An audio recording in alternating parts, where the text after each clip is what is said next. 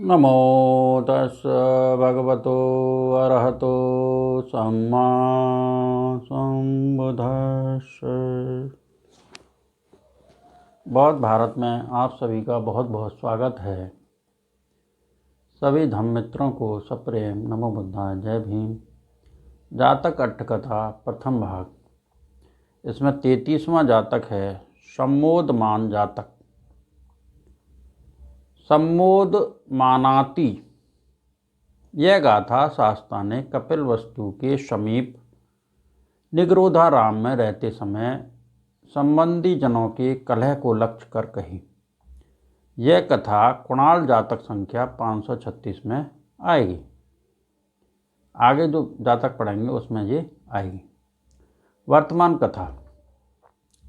उस समय बुद्ध ने संबंधी जनों को आमंत्रित कर महाराजाओं, संबंधी जनों को परस्पर लड़ना झगड़ना उचित नहीं। पूर्व समय में तिरश्चीन पशुपक्षी योनि में पैदा होने पर भी एकमात्र समग्र भाव से शत्रु को पराजित कर सुरक्षित रहे। जब विवाद में पड़ गए तो महाविनाश को प्राप्त हुए कि संबंधी जनों राजकुल के याचना करने पर पूर्व जन्म की कथा कही।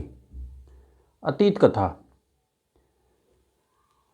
पूर्व समय में वाराणसी नरब्रह्मदत्त के राज करते समय बोधसत्व बटेर की योनि में उत्पन्न हो सहस्रों बटेरों के साथ जंगल में रहते थे।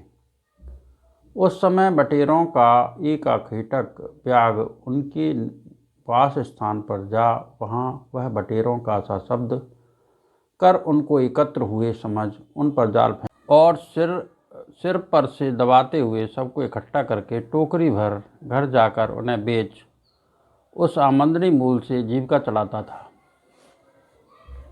एक दिन बोधसत्व ने उन बटेरों से कहा, यह चिड़ी मार व्याध हमारी जात बंधुओं का नाश करता है।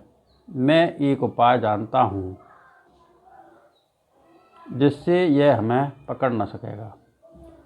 इसके पश्चात हम लोगों के ऊपर जाल फेंकने पर एक एक गांठ छेद में सिर रख जाल उठा उसे यथेष्ट स्थान में ले जाकर एक कांटेदार झाड़ी पर डाल दो। ऐसी स्थिति में हम नीचे से उस स्थान से भाग जाएंगे। उन सब ने अच्छा कह दूसरे दिन ऊपर जाल फेंके जाने पर वे बोधसत्व के कथनानुसार जाल कोड़ा एक कांटेदार झाड़ी पर फेंक स्वयं नीचे से निकल जहाँ तहाँ भागे। चिड़ी मार व्याध को झाड़ी में से जाल निकालते निकालते ही मध्याह्नोत्तर समय विकाल हो गया। वह खाली हाथ ही घर लौटा। अगले दिन से लगाकर बटेर प्रतिदिन वैसा ही करते वह चिड़ी मार भी सूर्यास्त होने तक जाल को ही छुड़ाते रहकर कुछ भी न पा खाली हाथ ही घर लौटता।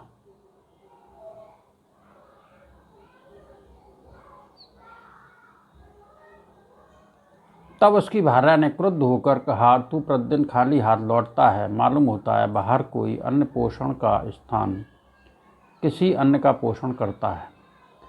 चिड़ी मार व्याध ने, भद्रे मुझे किसी और का पालन पोषण नहीं करना है, केवल वह बटेर एकमत होकर विचरते हैं। मेरे फेंके जाल को लेकर कांटों की झाड़ी पर डाल चले जाते हैं, लेकिन वह सदैव एकमत होकर नहीं रहेंगे। तू चिंता मत कर। जिस समय जब वह विवाद में पड़ेंगे उस समय तब उन सब को लेकर हंसता हुआ घर लौटूंगा। कह भार्या से यह गाथा कही।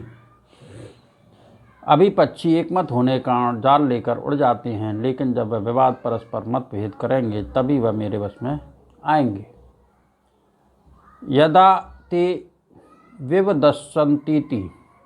जिस समय वह बटेर नाना विचार नाना प्रकार की मत के होकर विवाद करेंगे कलह करेंगे, तदा ये हंती में वसंती। उस समय वह सभी मेरे वश में आ जाएंगे और मैं उन्हें लेकर हंसता हुआ आऊँगा। कह भार्या को आश्वासन दिया।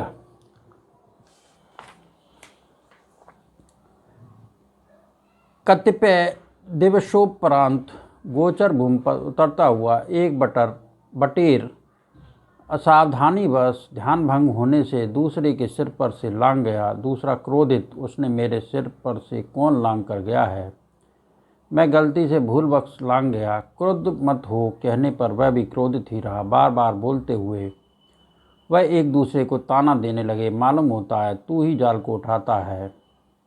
उन्हें विवाद करते देख बोधसत्व ने सोचा, विवाद करने वालों का कल्याण नहीं, अब यह जाल न उठाएंगे और महाविनाश को प्राप्त होंगे। चिड़ी मार व्याध को अवसर मिल जाएगा। मैं अब यहाँ नहीं रह सकता। यह सोच वह अपनी पार्षद समूह को ले अन्य स्थान पर चला गया। चिड़ी मार व्याध ने भी कुछ दिन पश्चात बटेर को बोली बोल उनकी एकत्र होने पर उन पर जाल फेंका। तब एक बटेर ने दूसरे से कहा, जाल ही उठाते उठाते तेरे सिर के बाल गिर पड़े, ले अब तू उठा। दूसरे ने कहा, जाल ही उठाते उठाते तेरे पंखों की पंखुड़ियाँ गिर पड़ी, ले अब तू उठा। सो उनके तू उठा विवाद करते ही करते चिड़ी मार व्याघ जल को उठा उन सब को एकत्र कर टोकरी भर भार्या को प्रसन्न करता हुआ घर लौटा। बुद्ध ने, सो हे महाराजाओं, जाति संबंधियों का कलह उचित नहीं, कलह ही विनाश का कारण होता है। यह धर्म देशना दे परिणाम संगठित कर जातक का सारांश प्रस्तुत किया। उस समय का मूर्ख अपंडित बटेर अब का देवदत्त था और पंडित बटेर तो मैं ही था। सम्मादमान जातक, इस जातक के प्रताप से सबका मंगल हो, सबका भला हो, सबका कल्याण हो। संसार के सारे प्राणी सुखी रहें, सुखी रहें, सुखी रहें। साधु साधु साधु।